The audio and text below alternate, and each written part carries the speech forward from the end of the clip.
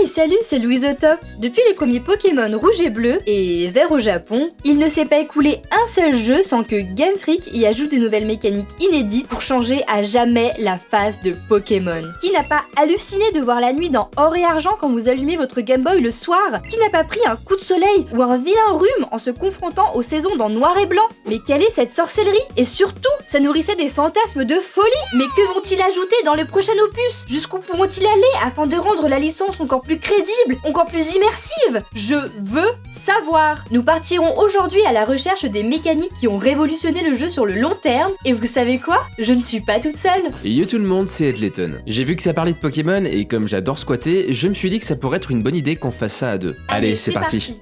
La reproduction.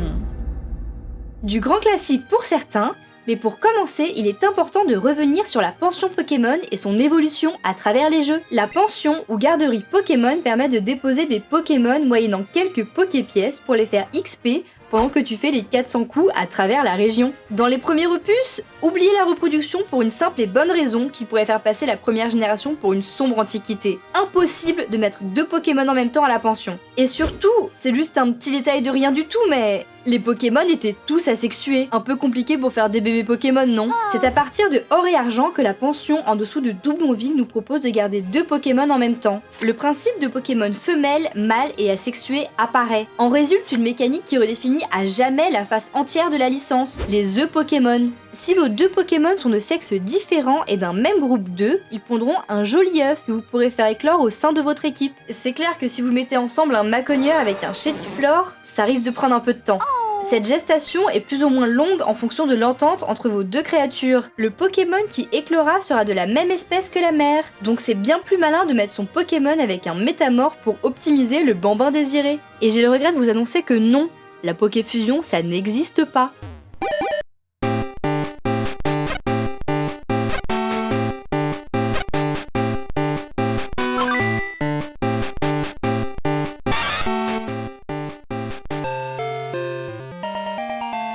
Vous êtes bien mignons tous les deux, mais moi, si je veux des pré-évolutions, je vais les capturer dans les Eutherbes.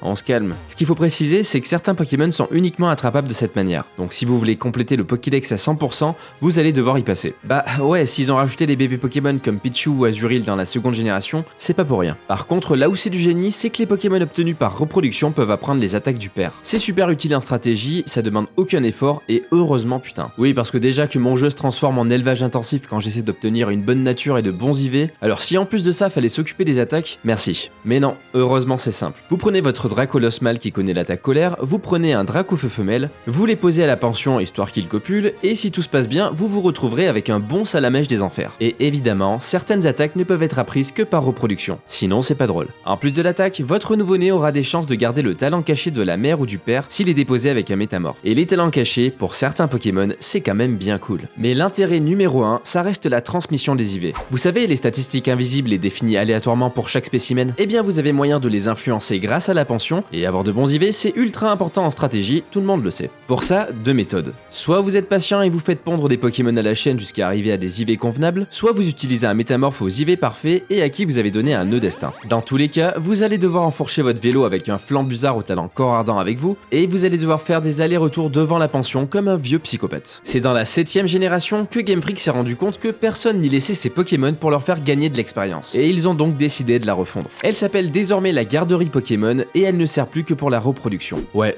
à ce compte-là, ils auraient pu l'appeler le Love Hotel Pokémon. De plus, vous avez le choix d'envoyer les œufs en trop directement dans votre PC, ce qui n'était pas possible avant. Comme quoi, cette mécanique méritait une identité à part entière. Les fonctionnalités en ligne.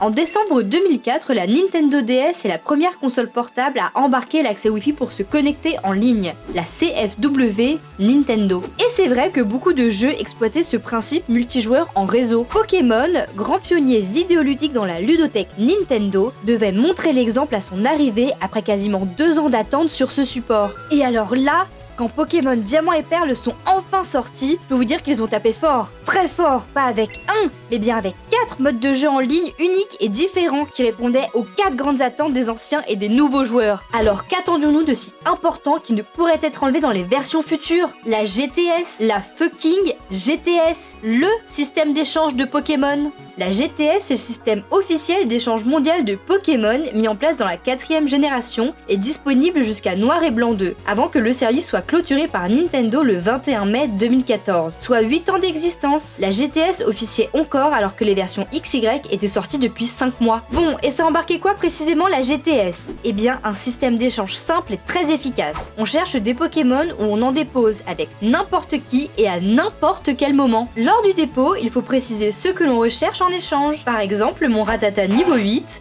contre un Mewtwo, ça me paraît équitable. Un système néanmoins un peu restreint car on ne pouvait pas rechercher directement des Pokémon que l'on n'avait pas dans son Pokédex et bien sûr aucune information sur les stats personnelles des Pokémon échangés. Dans Pokémon Noir et Blanc, il y avait même une option qui donnait les moyens de négocier avec tout le monde. L'accès aux boîtes PC pour s'échanger des Pokémon et de manifester son accord ou désaccord grâce à des émotes, chose qu'ils ont malheureusement enlevé dans X et Y. Il y avait bien sûr le classique mais tout autant attendu Réseau Ami, un système un peu similaire aux fonctionnalités combat-échange de Pokémon Usul, avec un système donc d'échange, de combat et de chat. Oui, vous avez bien entendu, il y avait un moyen de parler directement depuis votre DS en 2007 avec quelqu'un d'autre dans le monde et juste avec votre code ami. Même la Switch ne propose pas ça. Non. Et enfin la tour de combat, car si maintenant elle a été dépouillée de toutes ses composantes en ligne, dans la 4ème génération, c'était des équipes du monde entier qu'on pouvait affronter dans des combats sans merci, gérés par l'IA.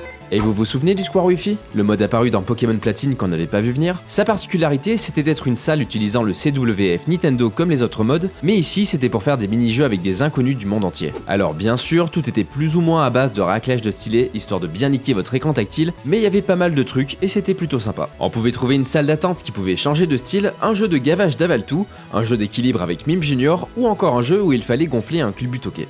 L'idée était cool et c'était sûrement mieux que les mini-jeux pétés de Soleil et Lune.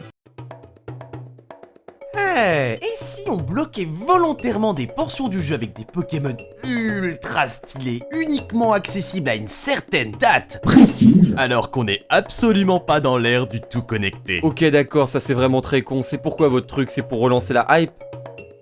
Oui. Les fameux Pokémon légendaires accessibles par événement. Je pouvais pas passer à côté. L'accessibilité des événements Nintendo au monde entier grâce aux fonctionnalités en ligne, ça a été une putain d'avancée. Oui, parce que depuis la seconde génération, les Japonais avaient droit à des événements donnant accès à des Pokémon bien stylés, et nous, on était juste bien frustrés. Mais quand c'est arrivé grâce à la Wi-Fi, ça a quand même bien changé la donne. Bon, on va dire que maintenant l'intérêt s'est un peu perdu parce qu'ils distribuent des légendaires shiny à tout va, mais avant, il fallait bien attendre que les développeurs acceptent de débloquer ces portions du jeu. Et oui, c'est sadique, mais certains lieux étaient bel et bien présents sur la cartouche, mais nécessitaient un objet spécial pour y accéder. Des objets qu'ils distribuaient à des dates bien précises. Tu veux capturer Darkrai alors qu'il est dans ton jeu depuis toujours? Ok, connecte ta console entre le 3 août et le 13 septembre 2009 pour récupérer le passe-membre. Tu veux rendre ton Motisma trop stylé et lui permettre de gagner 5 nouvelles formes? Pas de soucis, connecte-toi entre le 8 juin et le 19 juillet 2009 pour récupérer la clé secrète. Et oui, aujourd'hui ça peut paraître complètement ridicule et surtout totalement banal, mais imaginez un peu la frustration de jouer aux versions GBA et de connaître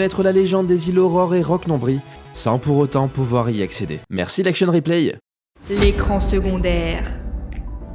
Vous savez, Pokémon c'est un jeu où l'on capture des créatures, mais c'est aussi et surtout une histoire de console. Pourquoi je vous dis ça? Car la DS ainsi que la 3DS ont eu un impact sur la manière dont le jeu a été développé ces 12 dernières années. 12 ans que les épisodes principaux profitent de ce double écran, sans qui le jeu se serait privé de beaucoup de choix d'intégration visuelle. Il serait impensable d'ouvrir une interface encombrante sur l'écran supérieur pour choisir ses attaques lors d'un combat. Et oui, l'écran de la DS est fait pour ça. C'est tout simple maintenant d'accéder rapidement au menu pour ouvrir le sac ou les options d'un simple coup de stylet. Et bien, toutes ces simplifications de menu n'auraient jamais été faites sans cet écran secondaire et tactile. C'est grâce au design de la DS que la Pokémontre a été implémentée dans Diamant et Perle. Alors, pour les plus jeunes, la Pokémontre est un outil intégré à l'écran inférieur afin d'avoir accès à pas moins de 20 fonctionnalités pendant votre aventure. De la montre à la calculette, du carnet pour prendre des notes à ton équipe Pokémon et leur point de vie, mais aussi le testeur de capacité ultra bien foutu et le radar à objets.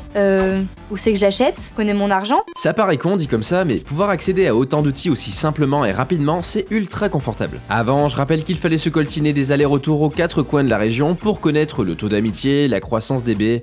Non, en vrai, c'était vraiment la merde. Et moi perso, j'aime beaucoup le fait que cet écran soit intégré physiquement au jeu. C'est pas juste un menu basique, c'est la montre que votre personnage porte au bras. Du coup, vous allez débloquer de nouvelles fonctionnalités au cours de l'aventure ou en accomplissant certaines missions, et je trouve que le côté RP de la montre multifonction est plutôt une bonne idée, vu que vous incarnez un jeune dresseurs en quête de périple. Dans Pokémon Noir et Blanc, on retrouve un peu ce genre d'outil avec le Segear, mais là pour le coup c'est plutôt orienté multijoueur. Ça permettait de gérer les connexions, qu'elles soient sans fil ou par infrarouge, et faut dire que sans cet écran inférieur, ça aurait été un peu fouillé. Et même si jusqu'à Usul c'est regrettable de voir que son utilisation a franchement diminué, en se suffisant à quelques mini-jeux, des menus et des caressages de Pokémon, son utilisation reste néanmoins centrale dans l'aventure. D'ailleurs, on pourrait se poser toutes ces questions pour les jeux à venir sur la Switch. Comment cette amputation du second écran va influencer le design du jeu et de ses menus sur l'entièreté de l'aventure? Les fonctionnalités en ligne vont-elles autant être exploitées qu'avant? Le tactile de la Switch sera-t-il utilisé? Vont-ils faire des rajouts qui vont marquer la série au fer rouge? N'hésitez pas à y répondre en commentaire et devinons tous ensemble quelle sera la grande mécanique à venir. Pour ma part, je reste confiante. Les jeux Pokémon ont toujours su prendre le meilleur de leur console d'accueil, et même ce jeu-là. Pour ma part, je suis assez mitigé, mais on peut imaginer que pour s'adapter à une nouvelle console, ils vont devoir faire du changement. Là, vu que ça fait plus de 10 ans qu'ils travaillent leur jeu sur DS, ils ont plus tellement ce challenge. Mais quand le moment sera venu, ils vont devoir sortir de leur zone de confort, et ça pourrait donner de belles surprises. Sur ce, j'espère que cette vidéo vous aura plu, et merci Ed pour ton intervention. Allez vous abonner à sa chaîne. Vous pouvez lâcher un like et surtout partager la vidéo si elle vous a plu. Ça prend 2 secondes et on pourrait être tout plein ici. Sur ce, je vous remercie et je vous fais des bisous tout choux.